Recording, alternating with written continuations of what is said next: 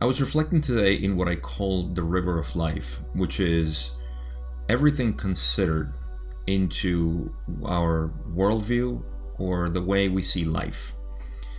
For this, I was thinking about the major cause of suffering, which is our perception, and how perception is the key to reversing your world, or at least your views, and from there you can change the world, as we'll see. But for this journey, we're going to start with the individual self, what we call the person that seems to be suffering. That suffering comes from resistance to life. We always say this, and this resistance can be seen in this way. You see, everything that's happening in the world since the Big Bang, it's been what we call cause and effect. It's a process, because there is no separate cause and a separate effect that happens individually. It's a process, and that process has to do, or comes from, what we have done in the past. And when I say we, I refer to we as the whole universe. We have done. And so when you first see this without the individual self, the ego self, you start to see a collective process that's been going on. And this is just like a big whoosh of events that have been happening in terms of energy since the beginning of time, literally. And what we are is a perception of that. Now you can see this easily with the individual self, like I said. You are an individual who feels that is going through life, that life is happening to you. And when we perceive life this way is when we suffer, is when we find ourselves into the mental trouble of thinking that we are not appreciated by life, by people, by the world, by the events that are happening. We become the victim of it. Now, this is by design, because this is the ego self that feels rejected by the world, by the universe, by people. It is a mental resistance to what we could easily understand if we could see all the underlying processes that happened before our current moment in time, and that will continue to happen. And so you can visualize this as the drop of water that is being evaporated by the sun in the ocean. And this drop of water has sort of consciousness, and it sees itself as a separate drop from the others, and it sees all the other droplets of water looking at their fate and its own fate, and looking at the inevitable, that it will eventually become part of a cloud, and it's not happy with it, and it alerts everybody else that this is a change, that we are not a cloud, we are the ocean. And so it goes through the process of the cloud, and in the cloud it'll continue to go further with the wind until it becomes saturated enough, and it goes down through rain, and it eventually goes through a stream that will eventually become a river. And through all this process there is resistance by the drop of water. And that is the individual self going through a process of the drop of water going back, or going to the cloud, then moving to a stream as it rains, and that stream eventually joins rivers, and it goes through a series of ways until it finally goes back to the ocean. It's a cycle. And what the drop of water never knew was that it was the ocean always. It was the ocean all through that process. It became cloud, it became stream, it became river, back to the ocean. And this is what it's happening individually to all of us, that we are resisting the process of how things work. Now, of course, in our human point of view or point of consciousness is quite different, and it's a lot more complex, because from the beginning everything has been changing and will continue to change into ever more complex systems. We don't need to be aware, just like the drop of water doesn't need to be aware of the process of becoming a cloud, stream, river, what have you. We don't have to be aware of what it is to become. We just need to trust the process of nature and to trust the flow of life. And when we do that, something different happens. We change our point of view because we are no longer the drop of water, we are the whole ocean moving. And that point of consciousness that we represent is the creator, because the creator is consciousness, awareness, pure awareness, experiencing the changes that are happening. This didn't happen randomly. It happened for experience. It happened for enjoyment. And that is what the true self is doing. You see, there is behind your worries and your frustrations and all your problems and all your thoughts and the maelstrom of concepts that are floating around in your head, there is an observer that is perpetual. It's never changing. It's always there. It's the same perception that you've had since you were a child. Not a perception through thought, a perception through awareness. And that awareness is what's enjoying everything. What is being part, and at the same time is being the whole universe.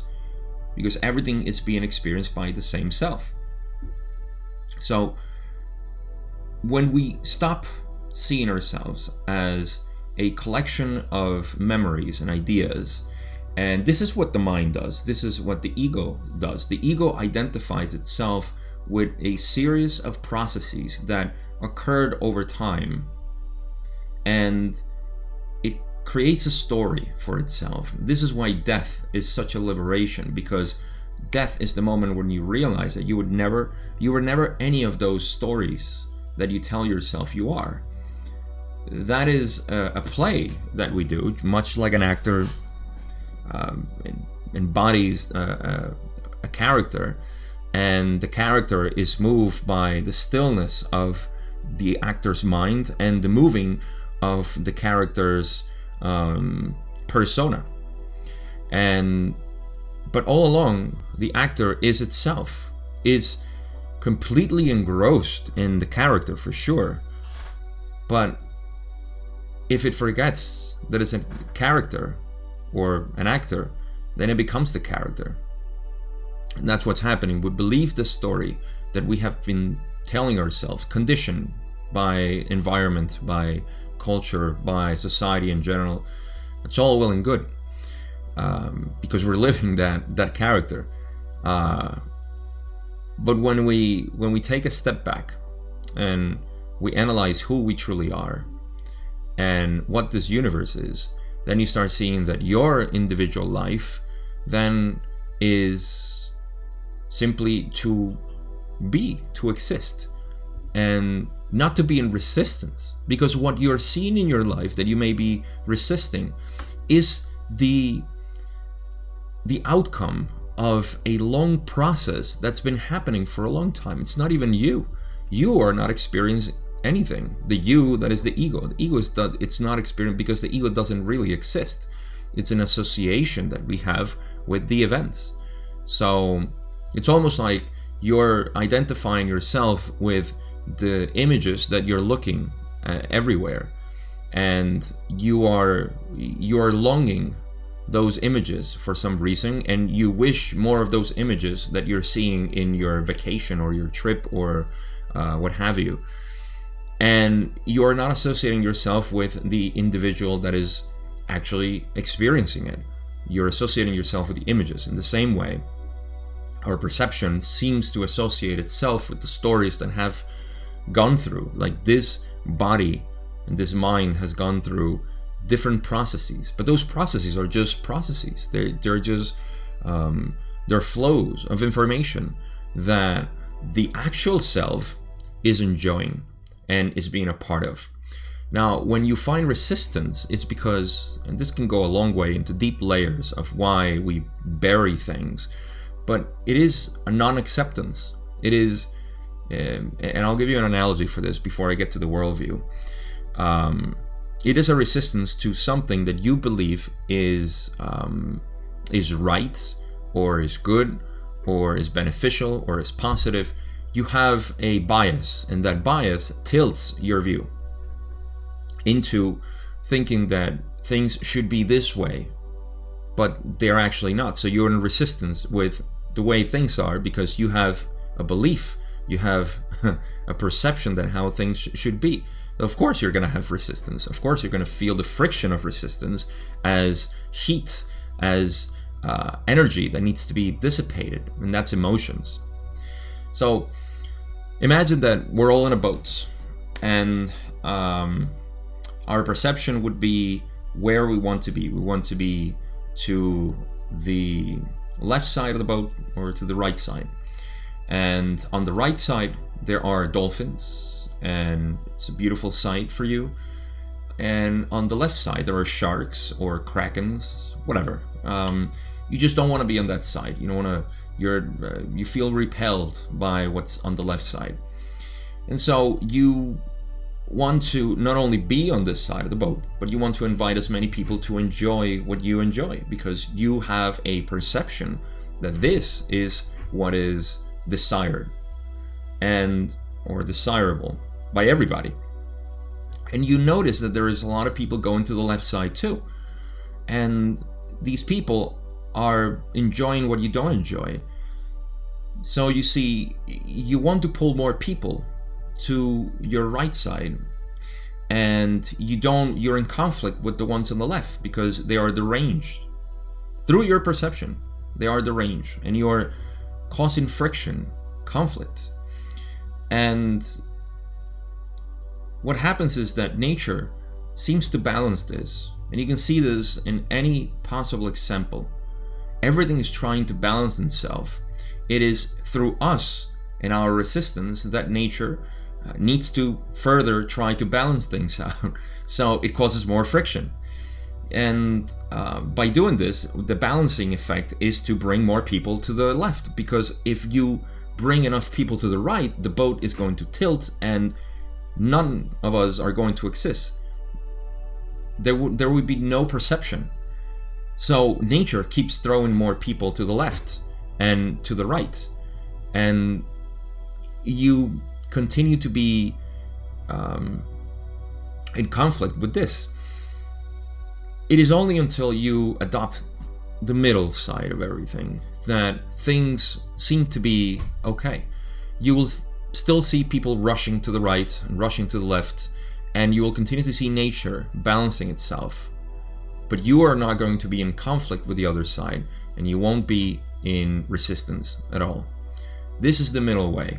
You seeing everything in your life, and this could be frustration, sadness, depression, anxiety, everything could be balanced this way by you exploring the nature of why you're experiencing life this way. And so, in the same way, when we look at the world and we look at life in general and all the things that are happening, what you see is that you're going against the balancing effect that is happening in the world by all the things that have happened in the past, and you are a simple point of perception to perceive this. So the question is, are you going to try to be in more conflict with the other side, or are you going to be more in the middle? Because anything that we suffer against what's happening socially, politically, and in any sort of media that exists where people express themselves and they're showing their points of view, by you being in resistance with that, you are polarizing yourself to one side, which is tilting the boat even more, and it requires more people to be on the other side. And so again, this is you will see the futility to try to you yourself try to balance more, because by you trying to balance what you think is wrong, then you're creating more wrong. And this is a simple understanding of polarity. So either it be individual, because your ego is trying to tell you what is right, what is appropriate, what is beneficial, what people should be doing, or by you thinking that the world should change in some way, you're still suffering, you're still causing friction because of the resistance that you have in. So that's all I have that I wanted to share with you. I just realized that my camera has been flashing too much with brightness. The sun seems to be very strong, even though I have to confess that it's behind the clouds. I wonder what those drops are thinking in those clouds, if they're thinking. But you are thinking, and you're finding things in your life that could be more balanced, and I hope to contribute to that with this video.